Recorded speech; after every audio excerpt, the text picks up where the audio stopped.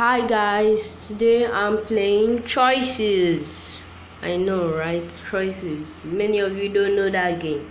It's like a story game. You can story.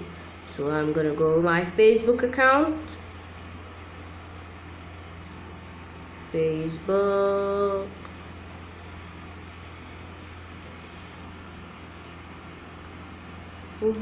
No, Choices is a free-to-play game, and I think I'm having difficult problems. Okay, nope. Okay, let's start a game. I would go for Elementalists. Freshman year is nothing like you hoped it would be, but your entire world is about to change in ways you never imagined.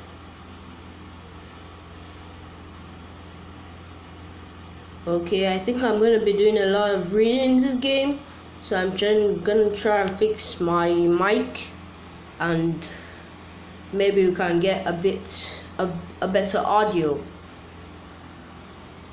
Okay, want to start over? It looks like this is a magic game. I love that pet. I wish I can get one of those. I hope you can get one of those in the game. Sun, fire, wind.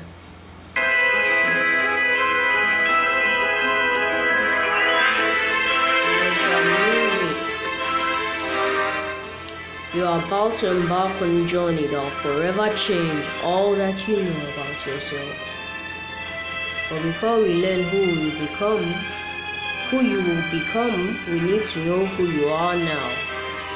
I'll be playing as a guy, cause I'm a guy. My name will be Eli. I'm a guy and I'm Eli, trying to make it live.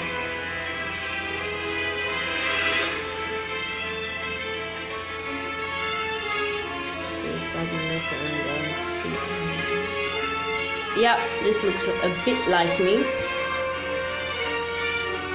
And your hair, yeah, we will change. My hair is a fuzzy mess. No. Skater boy. I wish I could get this blacker than. Nope, never. Red alert, nope. Oh man, I think I'm gonna have to go for the Collie Q.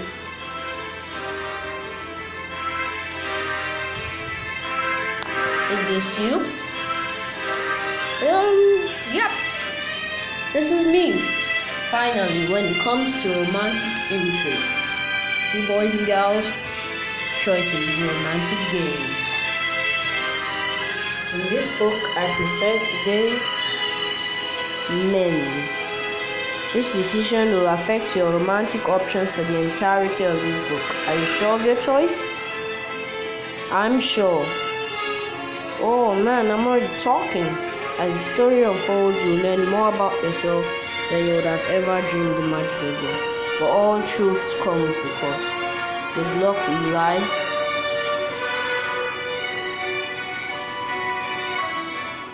Now playing as someone not quite yourself. The wind whips across your face as you race through barren trees, trying to put some distance between you and the creature chasing you.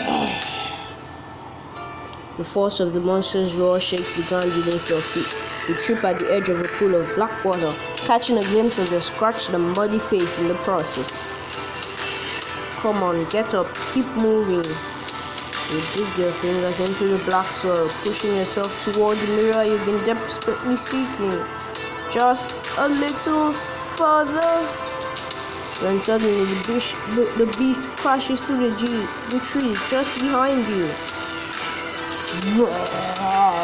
Sorry, I can't make no voices. You roll onto your back as the creature thunders towards your prone body.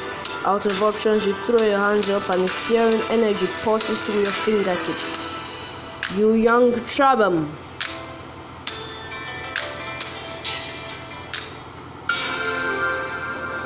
Now playing as Eli, you bolt upright in your bed, clutching your chest. That felt so real. Your phone buzzes aggressively on the nightstand, and you look over to see that it's almost 10. Your alarm has been going off for almost 2 hours. Crap, I'm gonna be late for that meeting with my advisor. You scramble out of bed and dash to your closet to throw something on. I thought you were going to a magical school. Bad played it too. Nah, I ain't buying no stuff. Denim digs. Sweater weather. Batter up. Yeah, I'm going for batter up. I choose this look. Kind of matches what I'm wearing right now. Once you're dressed to bolt out the door, not noticing someone watching you from inside the mirror. Oh my god, am I like a demon clone? You run into your advisor's office without a moment to spare and drop into the chair across her desk. Sorry, I overslept. You're not late, so that's quite alright, Mr. She rifles through some paper on her desk. Just Eli is fine. What? You ain't gonna tell me my surname? Eli, right.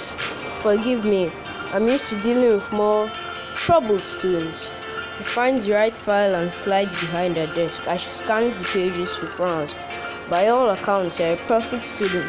It's only a couple of weeks into the quarter, but your grades and attendance are excellent. So I've got to ask Eli, why are you here? It's hard to describe. I know I should be happy, but I'm just not.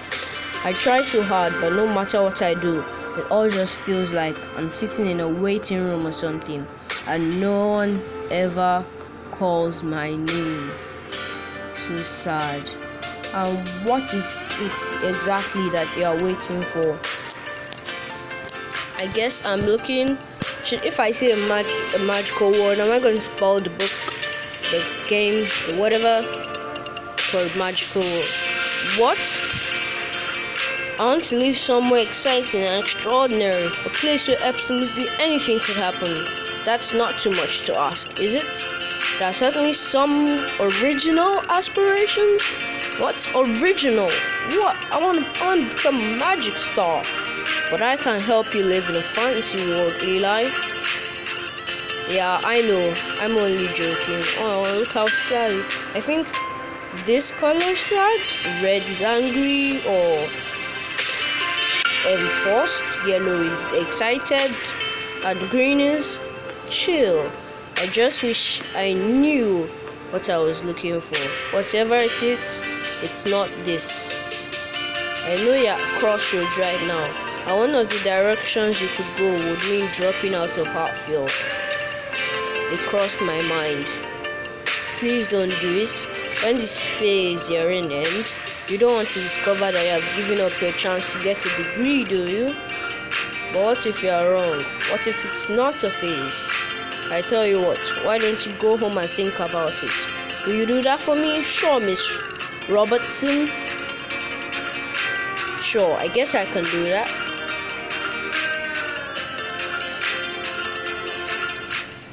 Later, you stand in the bathroom of your suite. I live in a suite? I must be rich. And look at yourself squarely in the mirror in front of you. I know you belong somewhere. I know there's more to you than this. Suddenly, the lights in the room flicker. Tup, tup, tup, tup, tup, tup. Is that how I'm gonna flicker here? What the hell? Something catches your attention out of the corner of your eye. A glint in the bathroom mirror. Huh? Why do I look like this? What the hell? That looks like my face, but you raise your hand to your face, but when your reflection doesn't move, you freeze. The mirror itself looks a little odd, almost shimmering. Am I dreaming again? You reach a shaky hand toward the mirror, and when your fingers touch the surface, they press into the glass. Oh snap, that's deep.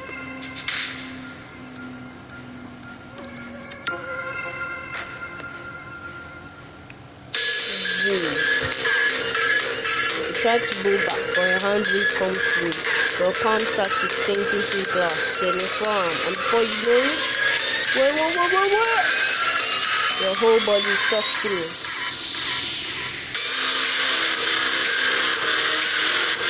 Rushing water yanks you forward, forcing you to squeeze your eyes shut against the floor. Just as you feel your lungs starting to strain, a splash comes from your right. You feel a pair of strong, sturdy arms wrap around your middle and pull you to the water's surface.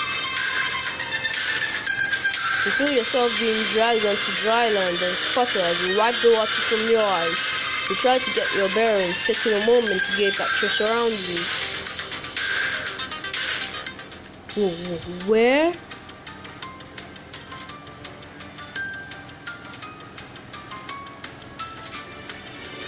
Looks like what I asked for. What was it? Yeah, the Elementalists.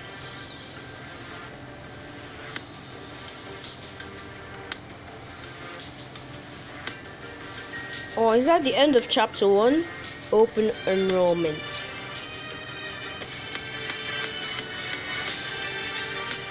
In front of you is a picturesque collection of cozy looking buildings with steepled roofs, a manicured lawn, and an ostentatious statue out front. The holding will already hacker you, but as you gawk, the carved marble figure keeps moving around and overhead. People fly around on a variety of objects, including an ottoman, a broom, and an elemental rug. Am I in Disneyland? The real Disneyland? This isn't real, right? Where? Hey, you okay? I got you. You're a new student here, right? I'm a student? Great, you missed the Hall of Mirrors by a mile, but you made it. Welcome to Pendergast College of Elemental Magics. Is that how you spell magics? I'm not sure. Since it's the first thing, who are you? Since it's the first day of the new semester, we should probably get you to the dining hall for orientation. If you are feeling okay, that is.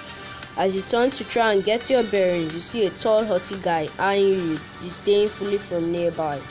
I suppose I should have listened to my dad when he said the admission standards are in decline here.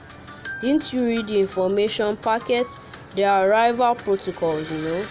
Who are you, campus police?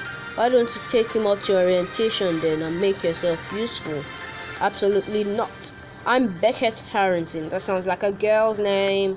I don't have time to show the other freshmen around campus. Am I a freshman? I feel like I'm in year 2. His lips curl into a sneer as he says this. He gives you one last wavering look before he turns and stalks away. I guess it's just you and me then. I'm Griffin. He smiles at you warmly and offers his hand. You shake it, your fingers trembling from shock and the water cooling on your skin. I'm Eli, and also I'm very confused. Here, Eli, let me help you. You feel a change in the air around him as he brings his class flutes up to his mouth and blow through them. Suddenly, hey, I'm completely dry. There you go, good as new. You might still want to change at some point though. It tends to get chilly in the evening. You've unlocked the closet. Now you can change outfits by tapping the closet button on the bottom right. Okay, let's try that. Griffin turns the air current on himself, shaking water off his shoes as he dries them. How is he gonna... Oh, okay. Closet. Okay. Let's go to hairstyles. And let's go to... Nope. Yep. Now I want to see if I look cute. Back to the story. Griffin turns the air current on himself, shaking water off his shoes as he dries them. Sorry if the work was a little shoddy. Air magic isn't the most natural to us Earth arts, but Professor England says I'm getting it. Come on, I'll take you up to the school for orientation. He turns and starts to walk toward the front of the school, and you stumble after him. Wait, so you're saying? No, I'm not saying that. This is some kind of school. To learn magic. Good to see there's no permanent damage from that trip through the lake. We passed the large statue on the center of campus, and he swiveled his head to look at you. Oh, that's just his security system, set to vaporize any attuneless intruders. But there hasn't been one on campus anywhere. I don't even know. Oh God, I would really love to not be vaporized. You keep an eye on the statue, but soon he looks away. You let out a relieved sigh. Wait, am I powerful? When you turn back, you've reached the massive double doors at the front of the school. Welcome to Pendergast. Wait, so I was in Hartfeld before, and now I'm in Pendergast. If you follow me this way, I'll show you to the... Griffin starts toward the staircase, but the loud chiming of a bell stops him. He looks at his watch with a start. Oh crap, I totally forgot about the thief team. What? There are teams for thieving? What kind of school is this? About the thief meeting I'm supposed to go to. Wait, so you're a thief? Wait, you can't leave me. Of course not. I'll drop you off at the dining hall. I'm just going to have to speed the store up, is all. You follow him up the stairs, which lead into an adjoining hallway. The dining hall is just at the end of this hall and to the left. This is the school's main building, so there's a ton of offices and stuff in here. Reception, the dean's office, classroom. What's a dean? Whatever. Some of the attunement placement exams are held here too. Attunement placement? I think it's kind of silly too. I knew Earth was my thing when I caused a tiny earthquake, throwing a tantrum over a desert when I was 5. Right, totally. As you pass one of the doors of the hall, you hear a small commotion coming from inside. Oh hell.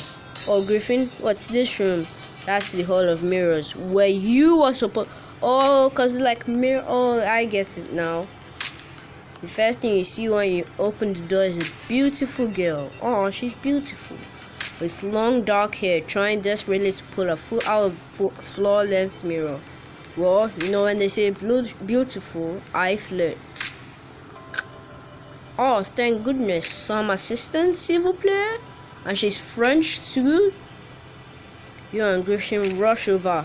Each takes one of her hands and tug until she becomes free. She stumbles right into your arms, true love, and blows her bangs out of her face with a smile. Oops, Shreya Mystery. Oh, I thought she was French. In your arms and at your service. Good catch, by the way. How long were you there? Shreya stretches up and smooths out her hair. Not long, thank goodness. Though this definitely isn't the first time this has happened. I hate these silly mirrors. But at least I made it. I was about 5 minutes away from starting my freshman year a month late. Why a month? That's when the first visitors day is, when the walls reopen, of course. Guess Pendergast is stuck with me now. Well, welcome. I'm Griffin. This is Eli. He's a freshman too. Thanks, Griffin's my wingman. I was just showing him to the dining hall if you want to come with. No need, I know just where it is. I'm a legacy student. What does that mean? She struts out of the Hall of Mirrors. Strut. A short while later, Griffin stops in front of a pair of ornate doors. Well, that ends the Griffin tour. Oh, his name is Griffin. Ha ha ha. Sorry, it was kind of rushed. I've got to go, but good luck with the rest of the orientation. Actually, if you could just... He's already bounding away down the hall. You turn toward the double doors and steal yourself before you push them open. Push. As you slip into the hall, you are momentarily overwhelmed by the high ceilings, stained glass windows, and the countless dining tables. A handful of heads swivel in your direction through the dean, though the dean continues to drone on up front. Hey, over here.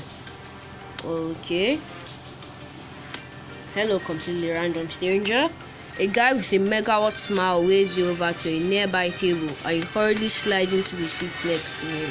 Hey, you're late. I'm Zephyr. You can call me Zeph if you want. I'm Eli, no cool nickname, just Eli. So Eli, what's your attunement? I'm waiting until tomorrow to find out for sure. Don't want to jinx it, you don't want to lie. He opens his mouth to respond, but is cut off by the dean loudly clearing her truth. Oh, I thought you were a man. Dean sounds like man. In conclusion, I'd like to remind you all that this is an institution of higher learning, not a playground for children. Put in the work or go home. Around you, students start to rise to their feet and shuffle towards the door. The dean walks briskly off stage. She's just full to the brim with the warm fuzzies, isn't she? Wait, it's over? I missed the whole thing? Don't worry, Dean Goffey's speeches are notoriously dry. Besides, I'm an expert in the listening and speaking at the same time. The gist is, the freshmen will line up at 7 a.m. in the foyer tomorrow to get assigned one of the staff as their examiner for placement tests. He points up at the stage where a hairy, kind-faced man with horns is seated. Hairy, kind-faced man with horns. You sound like the devil. He's seated behind a table with a few other teachers. As he stands up, you see that the bottom half of his torso ends in thick furry haunches and hooves. Oh, he's a minotaur? Holy crap, he's a satyr. Oh, okay.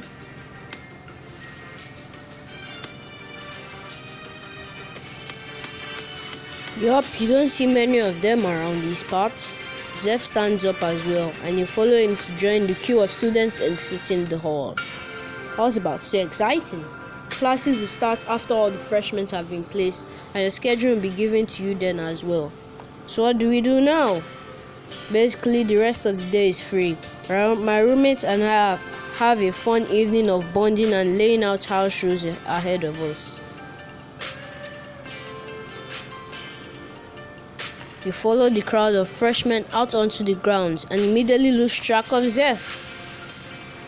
Now what? Hey Eli! You turn toward the voice and see Griffin coming toward you from the direction of the bridge. You survived the orientation. How was it? As boring as last year's? No, it was really interesting actually. Well, not the actual speech. I missed most of that. But I saw a satyr, I think, and I'm pretty sure I made a new friend.